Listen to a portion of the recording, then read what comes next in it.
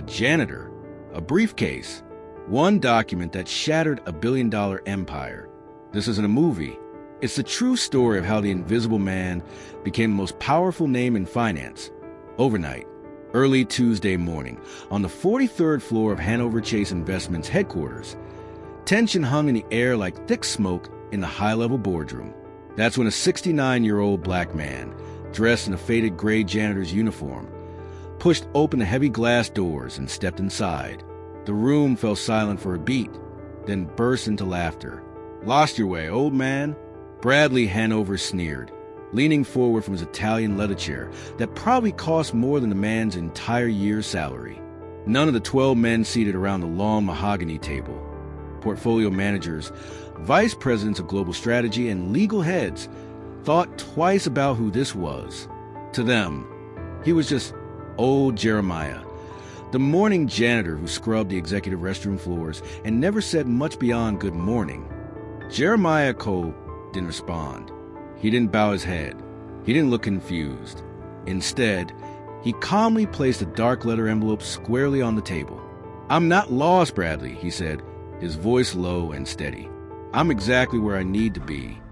Inside the envelope was a set of documents, and not a soul in the room was laughing anymore when Jeremiah slid it toward the center, right beneath the glare of the overhead lights. The gold seal of Hanover and Chase caught the light, and the date, 1984, shimmered faintly on the top page. The heading read, Certificate of Ownership, 51%, and beneath it, in elegant blue ink, was a signature of the late founder, Edward Hanover Sr. No one moved. Bradley's face went pale. His hand trembled as he picked up the papers, as if touching them might make the carefully constructed world around him collapse. His eyes raced over the text until they landed on the number, 51%, controlling interest. "This can't be," Bradley murmured. "This has to be some kind of joke." Jeremiah stood tall, holding his worn baseball cap in his hands. His uniform still bore faint stains from the morning's floor-cleaning rounds. "I didn't come here to joke, gentlemen," he said, locking eyes with the room. "I came to reclaim what's mine and end the game you've been playing with other people's blood and sweat." Naomi Brooks, the only legal associate in the room, was the first to say what everyone else was thinking. "Dear God, if this is real, then he's the majority owner of this entire firm." No one argued. No one laughed. And Jeremiah Cole, the man whose name they had never bothered to learn, stood there in silence, calm and unshaken, as though after decades of scrubbing marble floors, he had finally stepped into the place that had always been his. And then, just like that, he picked up his documents and left. For now, that was all he needed to do. Minutes after Jeremiah Cole exited the boardroom, the heavy silence still clung to the oak panel walls. The stunned eyes of the executive board remained locked on the folder he had left behind, a certificate confirming 51% ownership of Hanover and Chase Investments, complete with the original seal and signature of the late founder, Edward Hanover Sr. Not one of them, the men who strutted through the executive floor with lattes labeled with their names, had ever imagined that the bent-back black janitor cleaning their floors each morning held the firm's ultimate power in his hands. Down in the elevator, descending toward the basement where he'd stored his janitorial cart for over 40 years, Jeremiah leaned gently against the brushed steel wall and closed his eyes for a moment. In his mind was the image of a young man himself, with a full head of hair and fire in his eyes, walking into Hanover and Chase for the first time in the winter of 1983. At that time, the firm was on the brink of collapse following a brutal bond market crash. Edward Hanover Sr., the founder, had lost nearly all of his major investors, and no one was willing to inject fresh capital. Jeremiah, a recent Howard University finance graduate, hadn't come to ask for a job. He came with a proposal to invest. He had only $22,000, every cent saved from tutoring, teaching assistant gigs, and part-time work at a data processing company. He wasn't a major investor, but he understood Hanover and Chase's financial model. He saw a way forward. Edward had smiled tiredly that day. "No one's ever walked in here, wearing an old suit, and told me they believed in my financial structure more than I do," he'd said. Instead of a nominal stake, Edward offered Jeremiah a unique arrangement. he would become a majority shareholder, 51%. But to avoid backlash from the board and the remaining investors, his identity would remain hidden. "You'll stay," Edward had said, "but as someone no one would suspect. A doorman, a janitor, whatever it takes, as long as you're here. You'll hear everything, see everything, and when the time is right, the truth will speak for itself." Jeremiah had nodded, and so he became old Mr. Cole, the man who came in early and stayed late, who polished executive corridors but never missed a single strategic meeting. He listened to every conversation. He remembered every shift in budget lines, every whispered plot to raid pension funds, every board attempt to sell off the very values Edward had sworn would never be compromised. Now 40 years had passed. Edward Hanover Sr. was gone, and Jeremiah was still here, no longer silent. And for the first time in decades, Jeremiah Cole was stepping into a role he should have assumed long ago. Only a few hours had passed since that earth-shaking morning, but throughout the upper floors of Hanover and Chase, the name Jeremiah Cole was already echoing through the hallways. For the first time, not accompanied by the sound of a mop bucket, yet on the 14th floor, home to the janitorial supply closet and maintenance storage, Jeremiah sat alone on a rusty folding chair. Overhead, a flickering fluorescent bulb buzzed. In front of him, the same lunch he'd eaten for years, peanut butter sandwich and coffee in a battered silver thermos. No one came here at this hour. No one was allowed to, technically, but for years, no one checked. It was the only place where he had peace. He had once tried eating lunch in the staff lounge, until a new intern pointed at his lunch tray and asked, "Did you get that from a break room or the loading dock?" The question, though seemingly harmless, was followed by stifled snickers from two young employees nearby. He never went back. Over the years, he had been called many things behind his back: floor ghost, walking alarm clock, because he always appeared precisely at 5:30 a.m., or worse, the Haunt of 14. Some younger employees made a game of pretending he was invisible whenever he entered a room, continuing their conversations freely, using words they assumed he wouldn't understand. Once, Jeremiah walked into the executive restroom as two junior traders were debating whether he even knew who the current CEO was. "I bet he still thinks Edward Hanover Sr. runs the place." One laughed. Jeremiah, holding a damp mop, replied only, "Edward Hanover Sr. hated loud talkers in closed rooms." They fell silent, but minutes later, a formal HR memo landed in his inbox, a reminder to maintain professional decorum for allegedly making colleagues uncomfortable. He wasn't angry. Not anymore. The sting of being dismissed had long ago settled into something dull, like a thin layer of dust on the marble staircase each morning. On one rare occasion, he had been summoned by Gary Mitchell, the head of facilities, to be chastised over his streak on the executive bathroom mirror. Gary leaned back in his leather chair, flipping through paperwork with one hand, gesturing toward Jeremiah with the other. "You know," Gary said, "if you're struggling to clean a mirror properly, maybe it's time to start thinking about retirement." Jeremiah simply nodded. "I'll think about that, Mr. Mitchell." The truth was, he thought about retirement thousands of times, not because he was tired, but because of the quiet humiliation that had built up over the years. But every time he walked past the founder's wall, where the photo from which he'd been cropped out still hung, he kept walking. He couldn't leave. Not yet. And now, the moment had come. As Jeremiah stood and washed his hands, he stared into the cracked mirror above the rusting steel sink. The reflection wasn't sharp, but it was enough to show a man still standing tall, his gaze calm. And for the first time in decades, that gaze didn't just see himself, it saw a future approaching. Jeremiah Cole wasn't easily surprised. After more than 3 decades working behind the limestone walls of Hanover and Chase, he had witnessed every kind of maneuver and manipulation. But that Wednesday morning, as he stepped into supply room on the 14th floor to swap out gloves, he overheard something that he couldn't ignore. The conference room door was left slightly ajar, allowing the deep voice of Bradley Hanover, the current CEO and son of the founder, Edward Hanover Sr., to spill into the corridor. Jeremiah stood just a few steps away, hidden behind the cleaning cart, his callous hands frozen mid-motion. "We need to cut at least 320 positions next quarter." mostly from support, accounting, and logistics. These people are easily replaceable and won't impact the public face of the company. Shareholders will welcome the move, Bradley said. His tone as casual as if he were discussing expired inventory. Another voice chimed in, colder, clipped. What about the retirement fund? If we pull a portion and reclassify it as restructuring capital, no one will look too closely. Jeremiah's stomach twisted. He recognized that voice. Stuart Kaplan, the new CFO, the same man who had referred to him as that invisible janitor just days before. These two men were casually planning to erase hundreds of livelihoods. People whose names Jeremiah knew, whose faces he saw every day, whose family stories he could recite from memory. As their faint chuckles echoed from the conference room, Jeremiah quietly stepped back, but he didn't return to the janitor's closet. Instead, he descended to the basement, where his old metal locker sat untouched. In the dim light, he unlocked the worn leather case he had guarded like a relic. Inside, alongside his ownership documents, was a portable external hard drive.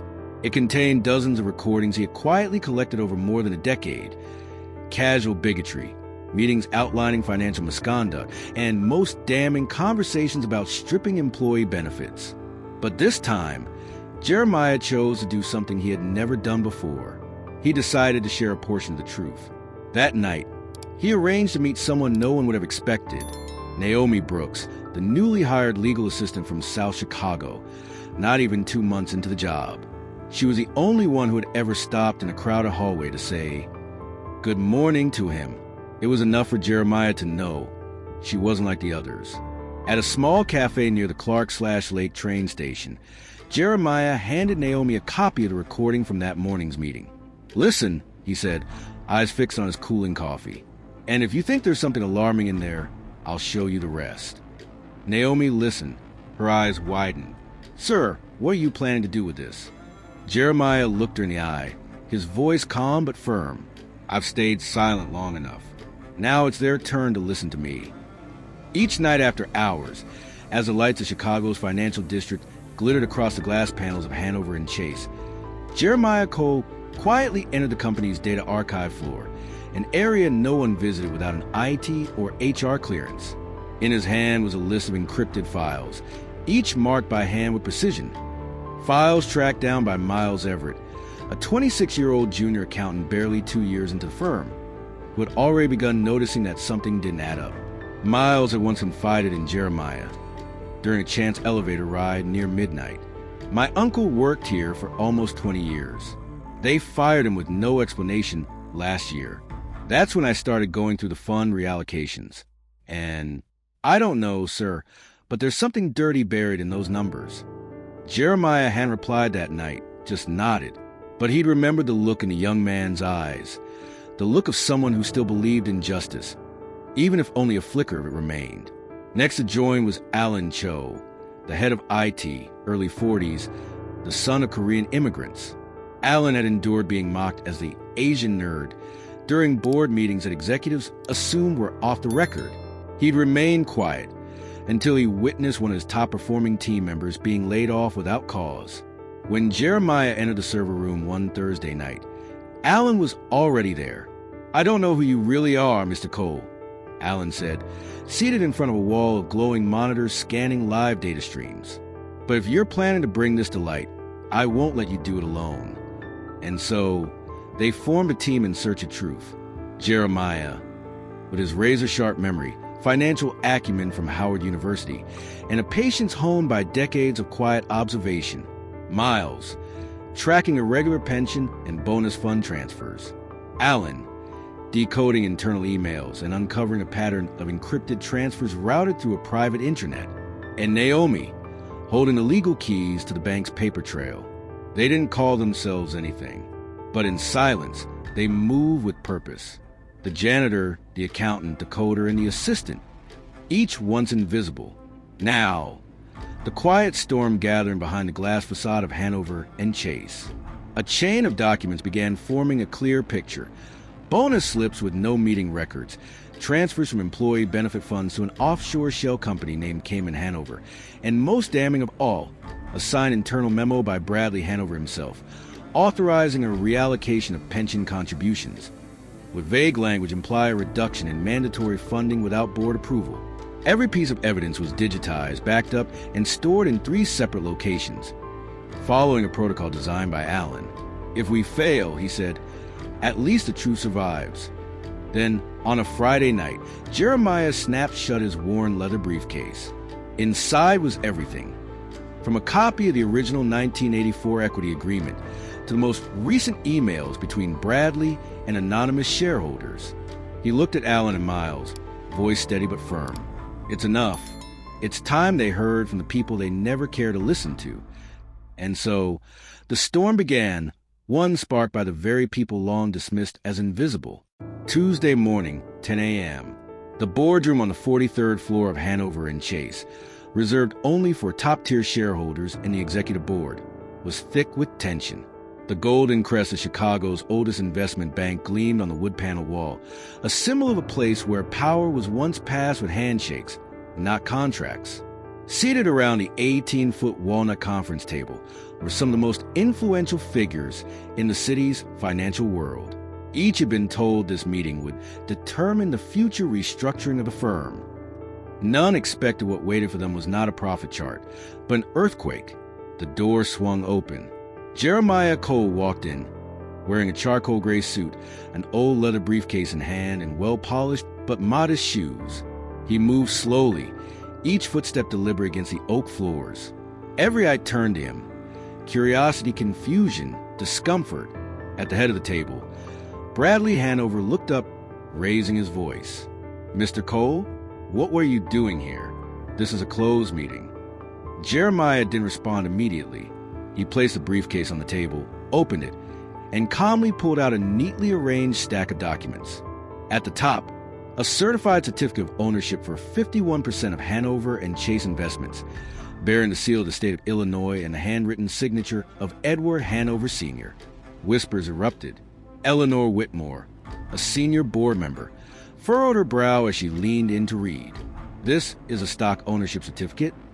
Jeremiah nodded. "I'm not here to ask permission.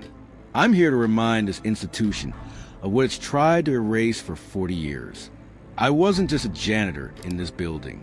I was a founding investor, and I am the majority shareholder of Hanover and Chase." Bradley let out a dry, condescending laugh. "You're pulling the stunt again? A janitor walks in and claims he owns a place?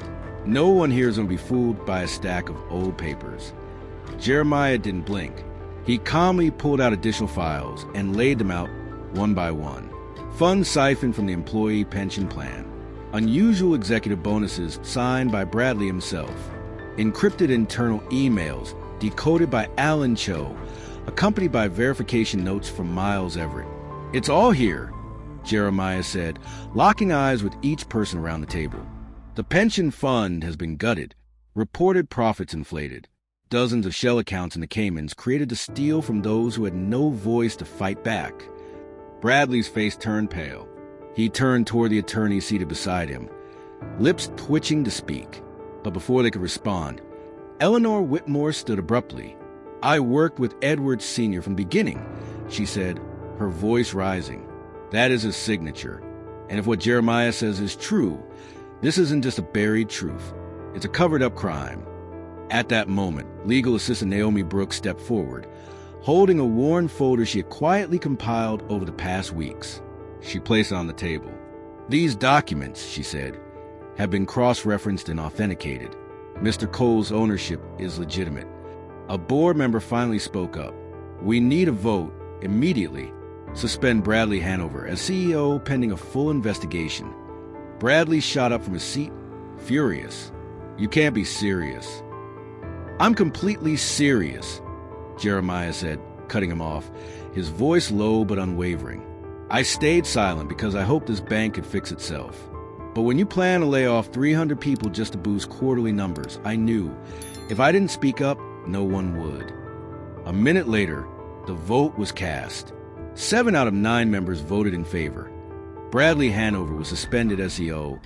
A full financial misconduct investigation would be launched, and temporary executive power would be transferred to majority shareholder Jeremiah Cole. As Bradley stormed out of the boardroom, his expression flickered between rage and defeat. Jeremiah stood tall, bathed in the sunlight pouring through the tall glass windows behind him. And for the first time in over 40 years, he was finally seen for who he truly was. News of that shareholder meeting spread like a shockwave through every floor of Hanover and Chase. The man once dismissed as a janitor became the center of the firm's storm. But less than 48 hours later, the backlash began. Thursday morning, the company's bank accounts were suddenly frozen. The finance department couldn't process payroll. Vendor transactions failed. Confusion spread, then panic. Some employees received anonymous emails warning them not to associate with a trader who overthrew legitimate leadership. At the bottom of those emails, a familiar signature, Bradley Hanover.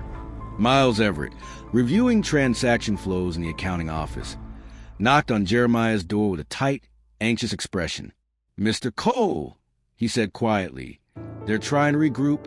I was just pulled into HR. They implied I'll be let go if I keep helping you." Jeremiah nodded, his eyes calm.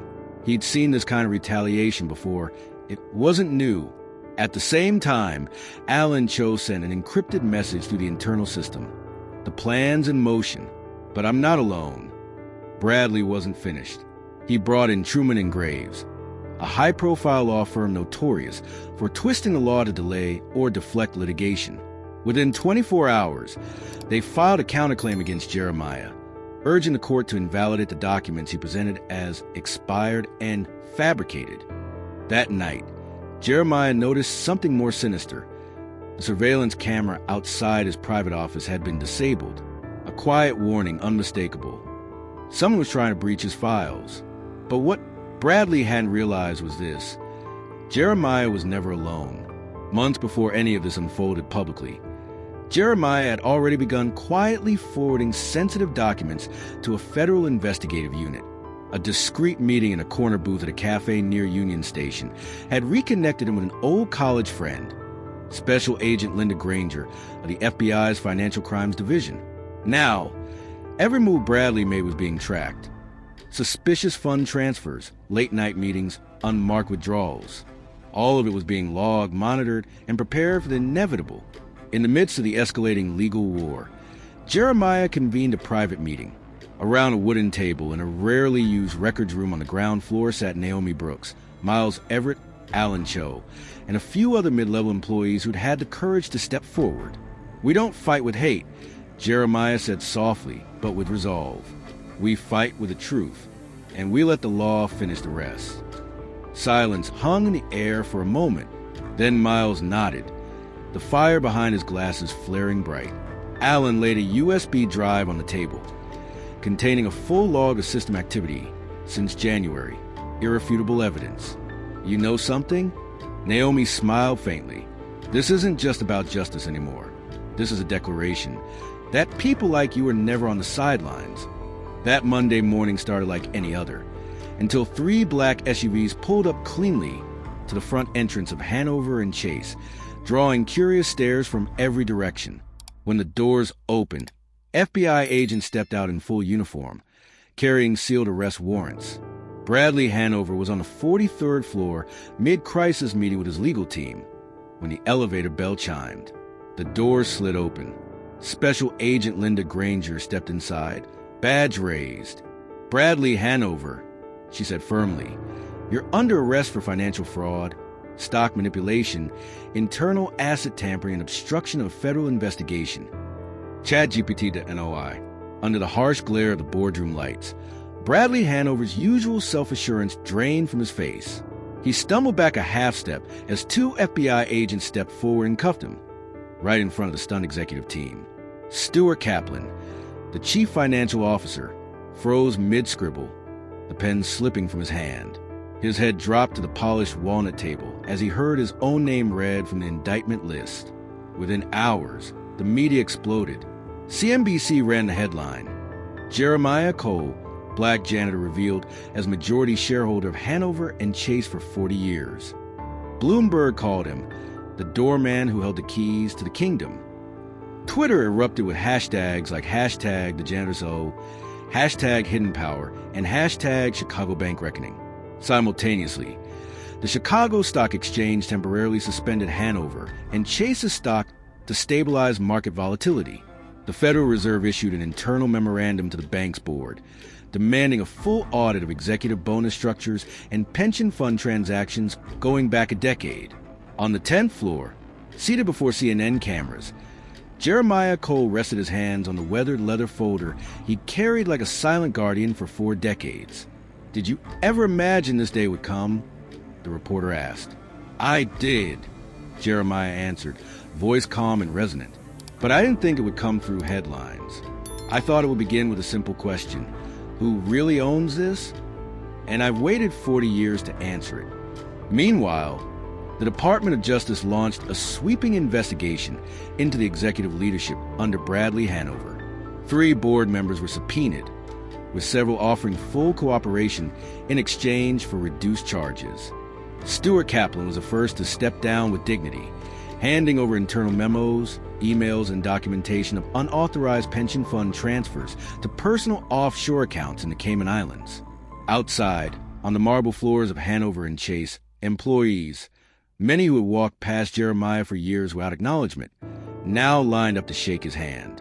One young analyst, eyes glassy with tears, whispered, "I'm sorry. I used to call you the old janitor. But now I see you were the one cleaning up the worst mess of all." Jeremiah simply smiled and gave a gentle nod. 2 weeks after the arrest that shook Chicago's financial district, Jeremiah Cole was formally appointed interim chairman of Hanover and Chase Investments by an overwhelming vote of shareholders. He declined to take Bradley Hanover's old corner office. Instead, Jeremiah requested his desk be placed on the 10th floor in what used to be the employee training room. "I don't need a window view of Lake Michigan," he told the press. "I need a clear view of the people who actually run this place." His first act as chairman was to cancel the planned layoffs entirely. The 320 frontline employees once targeted for elimination to beautify quarterly reports were reinstated.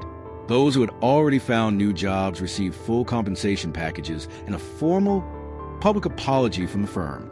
Next, he launched the Second Chance Fund, a tuition and retraining initiative for all staff, regardless of role. Those once labeled not fit for leadership were now invited to attend classes on finance, management, and technology. Jeremiah himself taught the opening session. The title? When the Doorman Holds a Key. The new leadership team at Hanover and Chase was composed of names once dismissed as background noise. Miles Everett, the young accountant, was promoted to Vice President of Strategic Planning. Alan Cho, head of IT, became Chief Infrastructure Officer. And most notably, Naomi Brooks, the sharp legal assistant, was appointed Senior Executive Counsel. A full-staff assembly was held in the ground floor auditorium. Standing before more than 700 employees, Jeremiah Cole, dressed in his signature light blue shirt, addressed the crowd. "We're not just rebuilding Hanover and Chase," he said. "We're rebuilding trust, not through marketing, not through brand spin, but through honesty, competence, and dignity." Someone in the audience wiped away tears. That day, Jeremiah exited the auditorium not through the back, not flanked by security, but through the main lobby, the same lobby where he had once silently scrubbed every marble tile. And there, on the gleaming wall, a new plaque had been mounted. Hanover and Chase, where no one is invisible. 1 year later, the grand atrium of Hanover and Chase Investments glowed beneath the ceiling of mirrored glass. Over 700 employees stood applauding as Jeremiah Cole stepped onto the stage. No tailored 3-piece suit, no silk tie, just a crisp white shirt, sleeves neatly rolled, and a pair of well-shined, worn-in leather shoes, the same way he'd always carried himself. Silence fell across the room as Jeremiah stepped to the microphone. His gaze fell on the front row, where Frank, the current custodial team lead, sat beside Rebecca, a former janitor in turn now studying finance with a scholarship funded by the bank.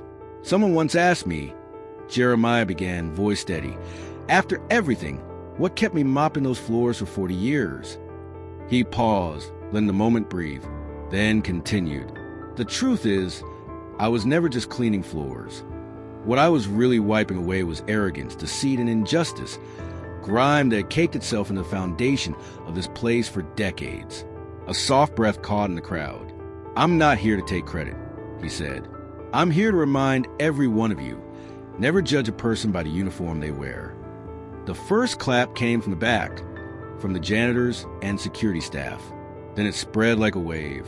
Someone wept. Someone stood with a hand pressed to their chest. Jeremiah went on. "If I could wish one thing for the future of Hanover and Chase, it would be this: that those who've been ignored the longest will be heard first. That talent will no longer be hidden by class or skin color. And that every single person who walks through these doors, from the mail carrier to the million-dollar investor, feels their humanity respected." He stepped back from the microphone. He didn't need to say another word, because the room was already on its feet. Behind him, a large screen lit up with a black and white photograph. Jeremiah in 1984, standing beside Edward Hanover Sr. at the original ribbon-cutting ceremony of the bank, both men grinning with pride. Below the photo, a simple line appeared. A bank doesn't just hold money, it holds integrity. That day, something was washed clean in the hearts of every employee at Hanover and Chase. And Jeremiah Cole, once invisible, had become the most vivid symbol of steadfastness, awakening, and justice restored.